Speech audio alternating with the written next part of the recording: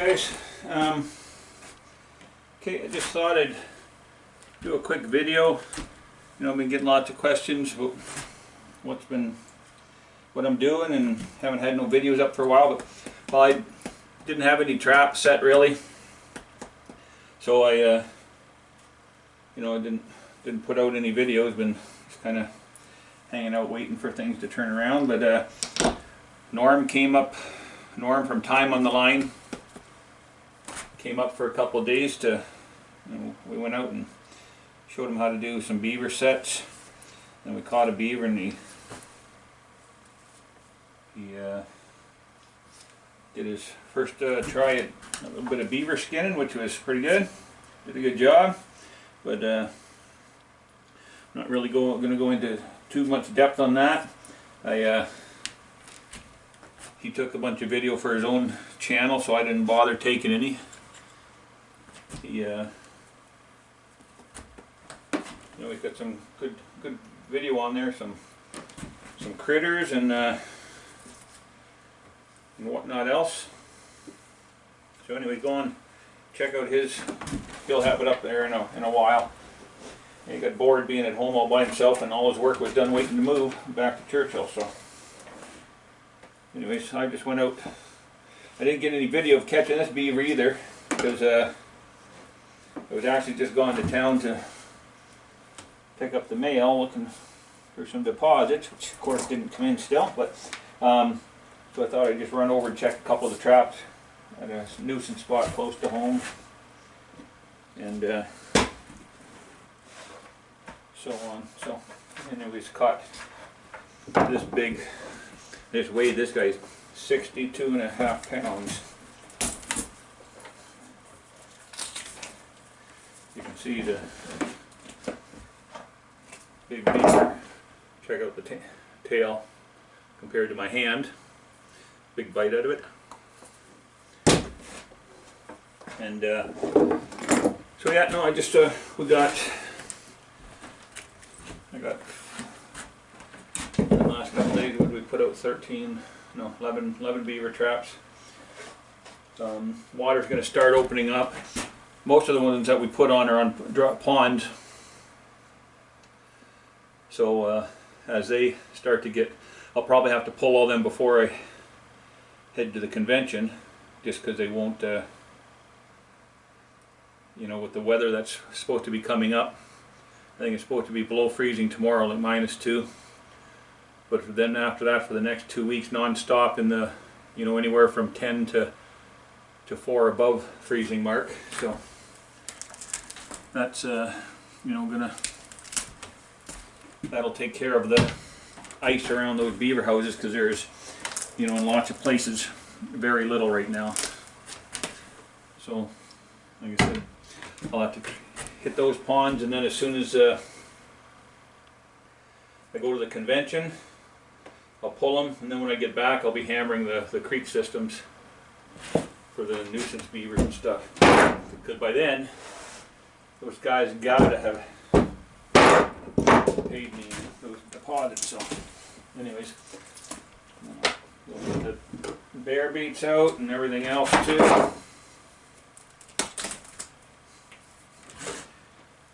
And anyways, oh, and I also just wanted to mention too, the had some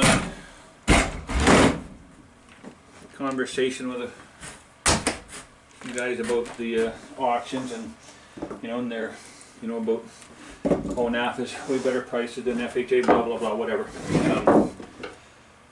But you know, one thing I notice in all these conversations is people need to understand, you know, how the fur works. It's you know, guys, it's dangerous to look at the average of an auction.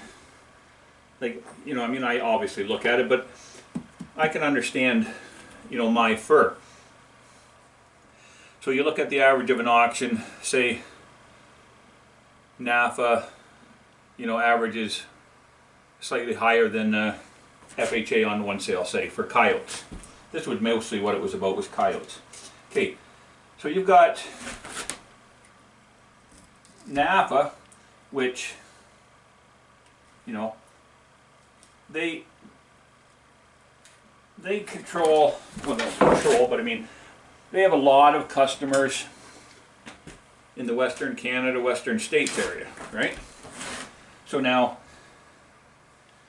they are going to have, you know, mind you, they get a lot from southern U.S. too, because they, you know, FHA has never really dealt down there. They're trying to expand into there, I guess, but they just haven't. So you've got, you know, most of the Western Coyotes that go to NAFA. Now, FHA has most of the market out of Ontario. So, you know, and there's quite a few out here that send FHA too, but a lot more that send they'll send all their other fur to FHA and send their coyotes to NAFA. But you know, you got to understand that if all the, or most of the good Western coyotes are going to NAFA, well, it's going to look like they have a little bit of, you know, or a higher average, or it might look like that. Now, does that mean you wouldn't get the same price as at FHA as you do at NAFA? Well, if your furs are, you know, same quality, well, you're probably going to get close to the same. It's same as like beaver. Guys in the West that send beaver to NAFA, you know, there's no way you're going to get anywhere close to the same prices as the average in at FHA, because FHA's average is, you know, got all those eastern Ontario beavers in it, which are, you know, just generally the best quality beavers you're going to get. So you can't send your beavers, if you're out west, to FHA expecting to get, you know, the average price. And likewise, you know, like what I do, you know, I take 100 beavers in October or better, and you know, I know that on that first sale I'm not going to get, you know, the average price of the sale, because, you know, my beavers just are not, you know, quality beavers. They're early, you know, most of them are grading light or semis. You know, like very few heavies that I'll get on that first sale. So I'm just not going to be in a position, and I understand that, and I'm good with that. But then, you know, by the time I get into the second sale, you know, I averaged 22 bucks on the second sale, you know, above the average.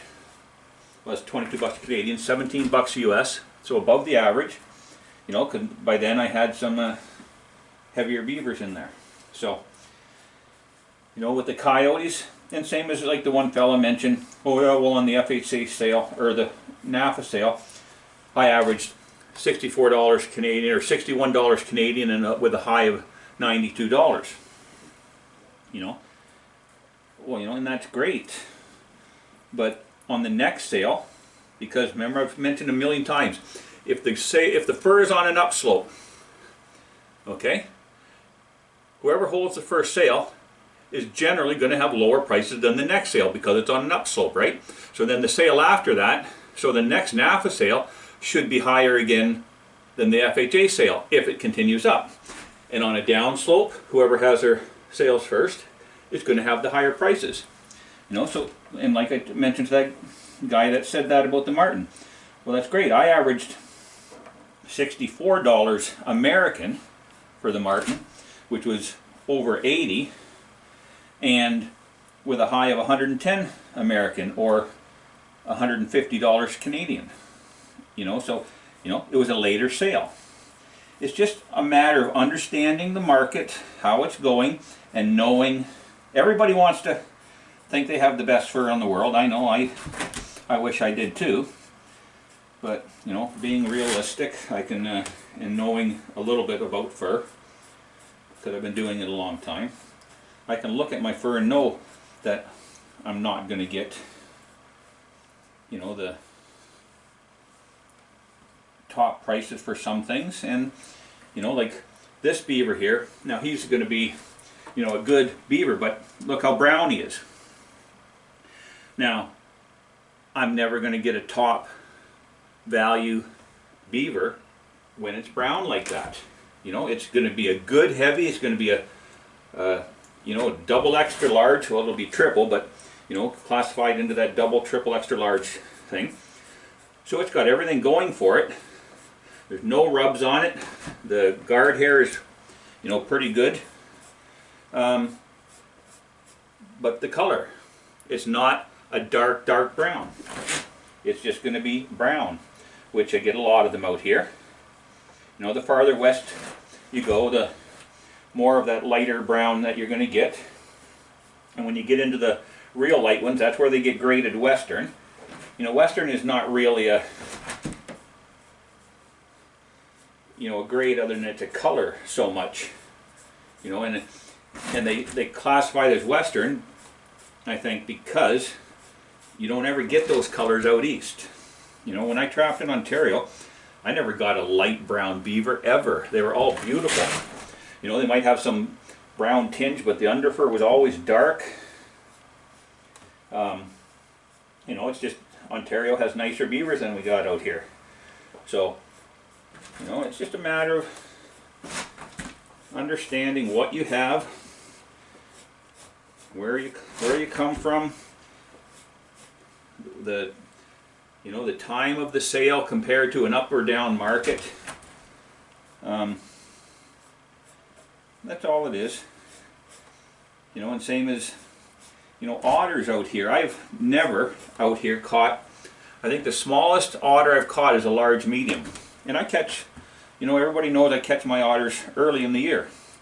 Right after the season opens up, within the first 10 days I've usually taken all the otters I'm going to take, generally.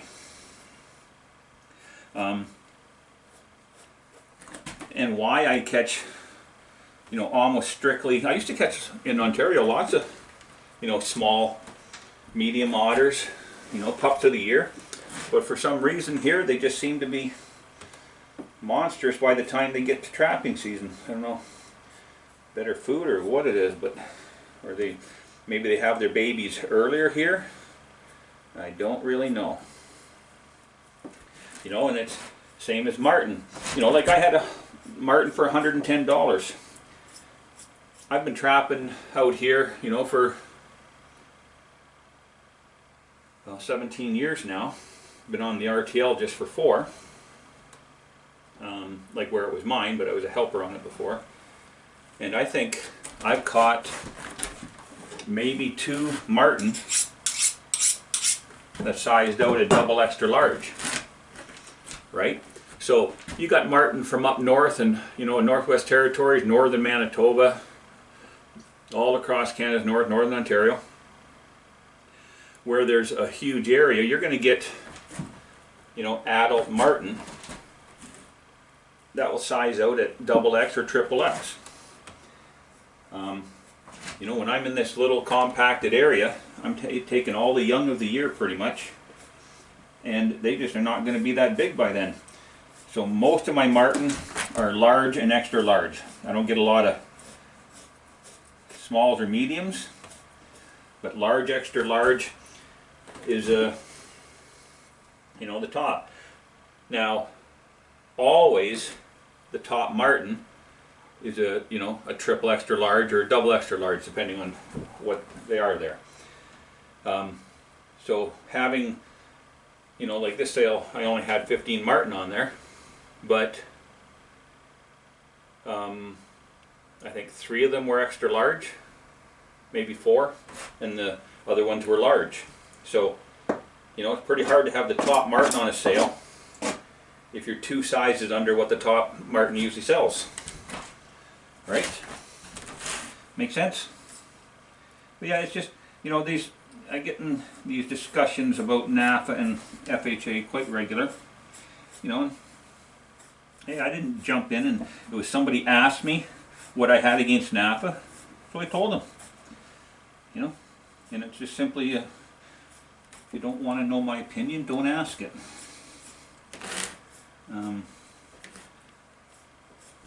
But it's, you know, I thought about that for a couple days, and I thought, you know me, you got to understand, like I said, when the fur is being sold, where it's coming from. You know, it's like guys from BC, you know, catching these beautiful lynx, beautiful clear lynx, you know, just great animals up in north too, Northwest Territories and stuff. You know, and selling them at NAFA, you know, because I've been told this, and saying, well, I always get more money than the average at FHA. Yeah, you're selling probably the nicest lynx in the world. You're going to get better than average no matter where you sell it. If you sell it at FHA, you're going to get way better than average, because average is just the average, right? And if you're selling top quality pelts, you're going to get more. It just makes sense. But that's why it's dangerous to look at the sale averages, and you know, and the sales highs too. You know, because never look at the sales top lot award. It's a joke. It's a ruse. Look at the second batch of furs. You know, because I keep track of them when the sale is going on. So, like the NAFA sale last time, I think the high coyote was what, $400 say. You know, and on just standing alone by itself, that looks great, right? Well, there was 36,000 coyotes on the sale, and 10 of them went to the top lot. So that's a pretty small percentage. And I understand what they do. Yeah, it's, you know, these are hand-matched skins, and they, you know, the guys that buy them can brag it up that they, you know, bought the top lot. But here's where it comes in. The second lot was like $160, less than half of what the top lot was. So that is the one you should be looking at, going, okay, well, that's a more realistic top. Because yeah, there's going to be 10 guys that get $400 for their yotes. But, you know, if that's what you're holding off for, you better go buy a lottery ticket too, because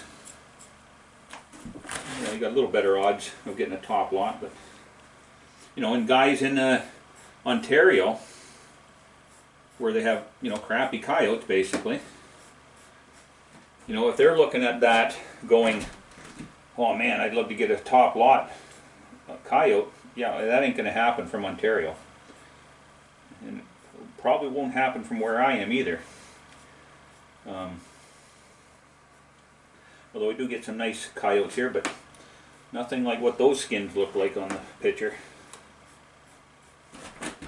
So, you know, and I've known since I moved out here, you know, and it's funny because basically the I was, you know, I've never paid attention to top lots. I never even, you know, I used to get the papers in the mail all the time in Ontario, and I just tossed them because I don't really give a crap about that. I know I do.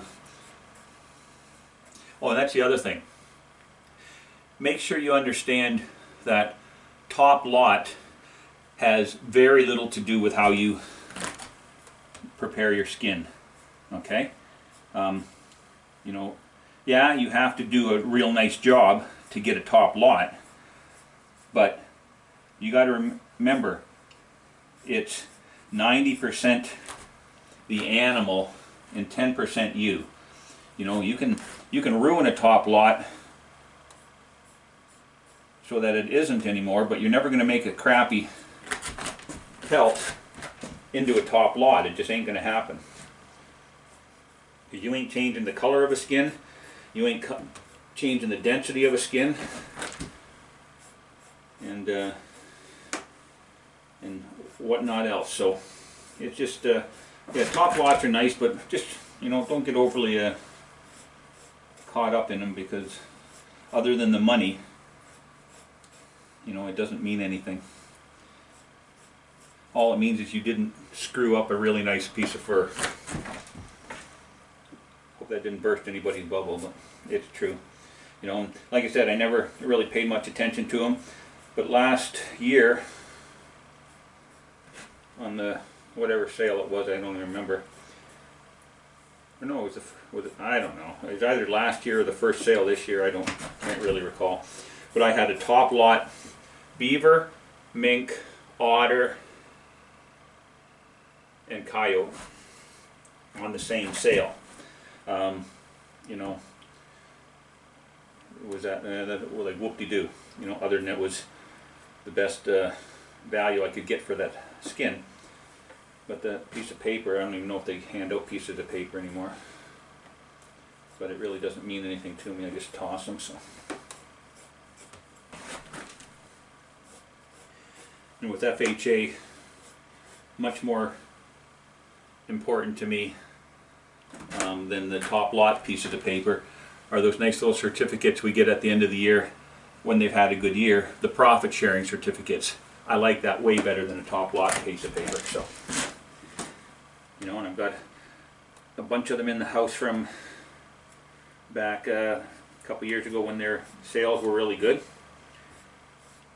You know, I got one for a few $100s and a couple others from sales where, you know, it was not quite as much fur on there, and, you know, for 50, 60 bucks, stuff like that.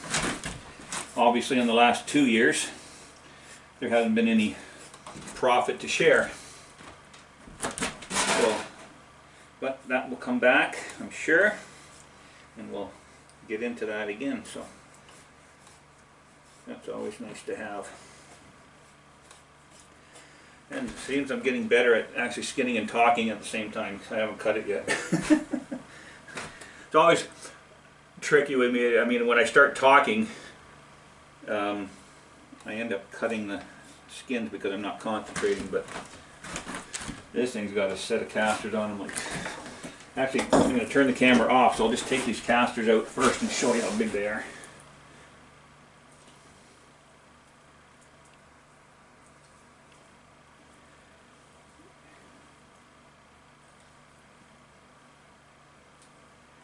Glad I got him before the water opened up and they started making scent pads, so I'm getting rid of this caster. Be squirting out money.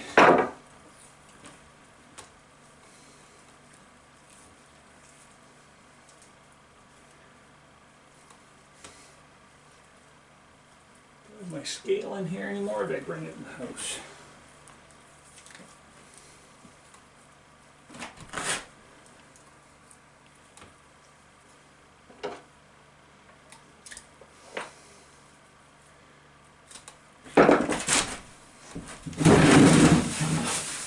There it is.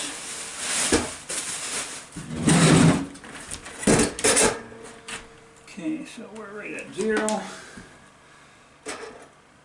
So that scale, that caster there is 6.5 ounces. So it'll dry out to a little bit less, obviously. So get rid of this little piece. So 6.5 ounces at $5 an ounce. That's 30 bucks there. Probably is worth it almost as much as that whole beaver skin is. That's the bonus of catching beavers under the ice. Alright? Okay, anyways, that's enough baloney for the day. Catch you later, guys. Keep your boots dry, hey? Okay, guys, got this beaver done, and I was just thinking, too bad I didn't catch this one yesterday when Norm was here, because he was, you know, couldn't believe the weight of that extra large beaver that we caught. It was, you know, 37, 38 pounds. He couldn't believe how heavy they were. He couldn't, anyways, this thing, yeah, I'm 62 pounds. He stretched out. I had to put him, you know, down here. I had went about 1.5 inches over the triple extra line, and I'm pulling him up because this guy, I just caught him this morning, so he was a little Got a little bit of damp inside the fur, so I'll just pull them up so you I don't have any issues there.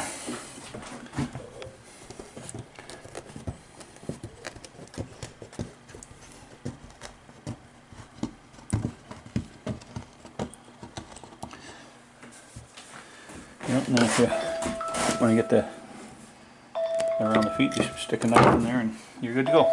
Alrighty, later.